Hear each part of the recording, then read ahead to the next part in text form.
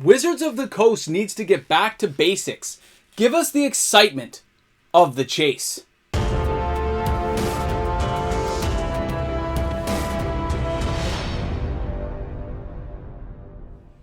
Whatever happened to the surprise, the shock, amazement, astonishment? Welcome back, everyone. MTG Moxman here. Thanks for hanging out with me today on the channel. And Wizards of the Coast, you can give it back to us. When I look back at opening boxes, in the past there was always some card I was hoping to crack as I opened a box. And boxes back then, yeah, they were about $100. When I opened Avacyn Restored, and I thought about getting the Avacyn Angel of Hope, that was the card I was after. It was the biggest one you wanted to get your hands on. I think it was $50 when it was first released. And for a long time, Wizards of the Coast had some kind of card like that in each box, and you didn't get it every box. It was kind of hard to find. When I look at Rise of the Eldrazi, you were hoping to get an Ulamog, Kozilek, Emrakul. These things were awe-inspiring titans that just rocked the battlefield. We're missing that, Wizards. You've taken that away from us. You've diluted things. You've given us a little too much of everything out there. You need to consolidate and get back on track. When I remember being at a local LGS and watching somebody open a pack of Zendikar, and it had a Time Twister inside. Time Twister. Remember Priceless Treasures? For those who are new to the channel, at one point, Wizards of the Coast went onto the secondary market and bought reserve list cards and shoved them into packs. Just randomly. Power 9 cards. Although not every card was power. Okay? They even put demonic tutors and stuff in there. There was a lot of cards inserted, and it drove sales to a frenzy. Nothing stops Wizards of the Coast from doing that right now. Doesn't say it has to be power. Wizards of the Coast could go out and they could buy, I don't know, let's say some Metalworkers, Sildevi Excavations, and randomly insert those reserve list cards into some kind of set, and it would drive sales crazy. Wizards is kind of off the beaten path right now. They've given us a little bit, they've given us a taste, and then they seem to pull the reins and pull us back.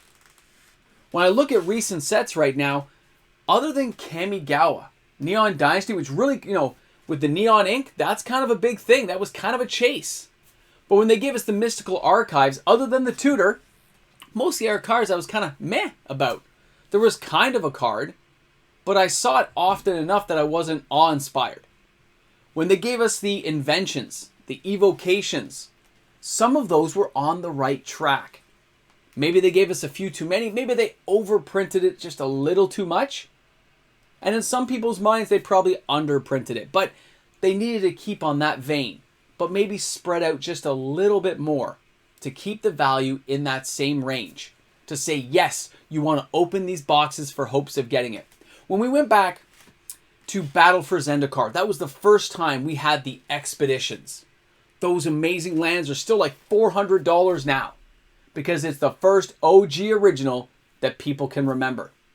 They've done other versions, right? Zendikar Rising gave us a whole different selection of lands, but those are nowhere near that value yet. But who knows what the years will bring to those particular cards. They're kind of underrated right now. Wizards of the Coast can give us that shock and awe. They just don't seem motivated to. And that's us as the player base still buying the products. But I think we are coming to that path, that crossroads, where some players are just going to be hitting up singles and they're not going to go the box route. People are going to leave that up to the LGS to crack the boxes and take the risk. And a lot of players will sit back and look at the individual cards they may want. Because if there's no chase, and Wizards has been raising the box prices, what's the incentive, Wizards, to go out and buy a box? It's not the promo card. Buy a box promo can be nice, but there's lots of them out there. Again, that doesn't drive value like it used to. Like the first time you did it. You gotta make it a little bit, fun, Wizards. You gotta make that chase, the surprise. Either you gotta put some banger cards inside a set that are kind of hard to get, or one particular type of alt version that is very difficult. Those are the kind of things that will drive some of the players, not everyone, but some of the players to get them. Adding some mystery cards like the list, but tightening the reins on that, making them better cards chosen off the list could help as well. Wizards has options, avenues, and roads and paths they could take to lead us to that shock, that awe, that surprise that we remember from years past. But they just don't seem to be there yet. They're pumping product out really fast. If they want to keep our dollars flowing that direction, they have to keep us interested. And they do give us creative new cards, mechanics. I'm liking it. They got me there. But as a person who used to buy tons of boxes and crack them every single set, I've really shied away in the last few years. I still open a box or two here and there, mainly for the channel to have some fun, but I don't open it by the case like I used to. I don't go hog wild crazy because there's been no chase card for me to go after that I was really interested in. The closest I came was Kamigawa, where it kind of said, hey, am I gonna open a Neon Ink? Is this the pack that's gonna have it? And that got me motivated. And with the recent sets we've seen, even Double Masters, back in 2020, it was a good set. Commander Legends, we had the Jeweled Lotus. We had it, you know? Remember looking at Kaladesh and going for those beautiful inventions with the gold border. That got people going. But then they went a little bit the other way when we saw some of the cards that came out in hours of, Devastate My Wallet, where those evocations just didn't grab people. They kind of oversaturated the market. They just got to spread it enough to keep us interested. Not overkill it, which is what Wizards has a problem doing. That surprise wears off. Wizards has just got to tweak things a little bit and they could have us again. But they haven't brought us to that point.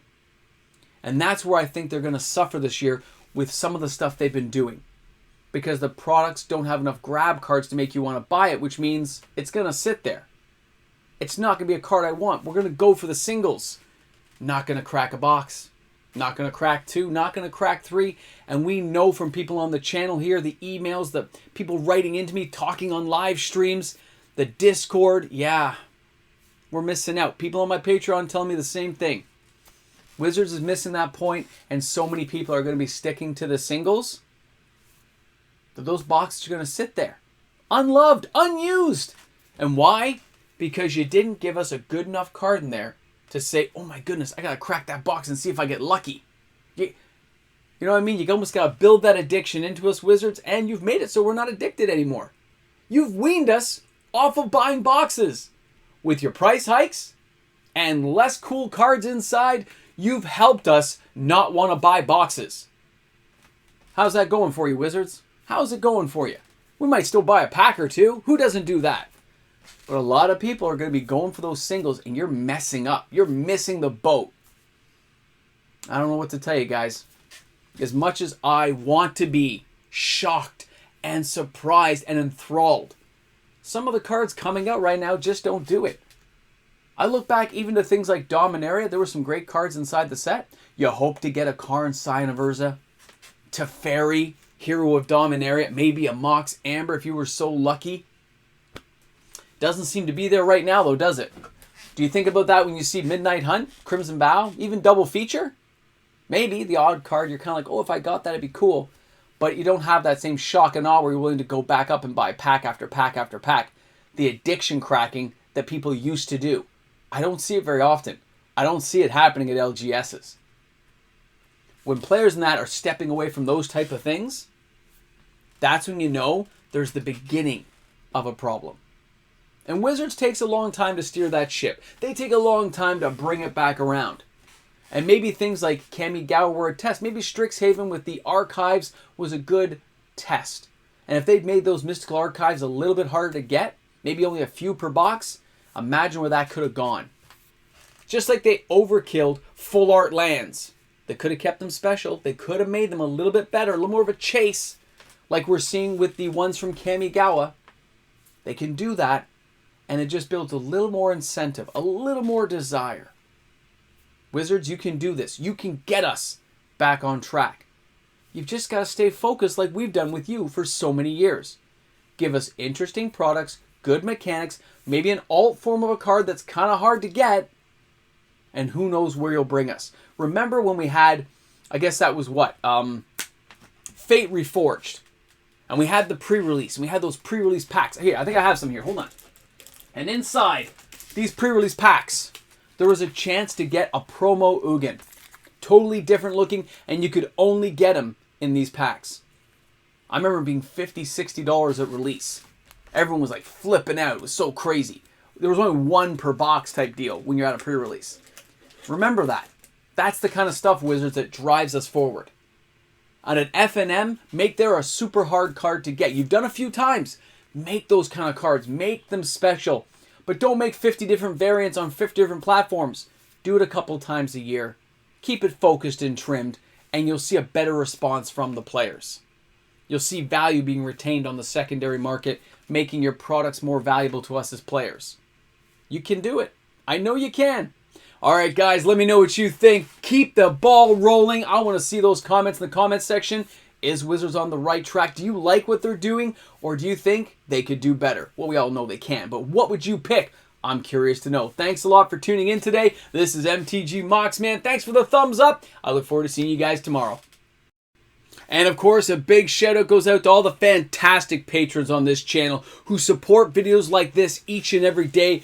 Patrons are the ones who make this channel possible. Thank you again, everyone, for watching. Shock, awe, surprise, astonishment. 3 cards. Pick one. All right, let's say you picked number 1, number 2, number 3. Here's number 1.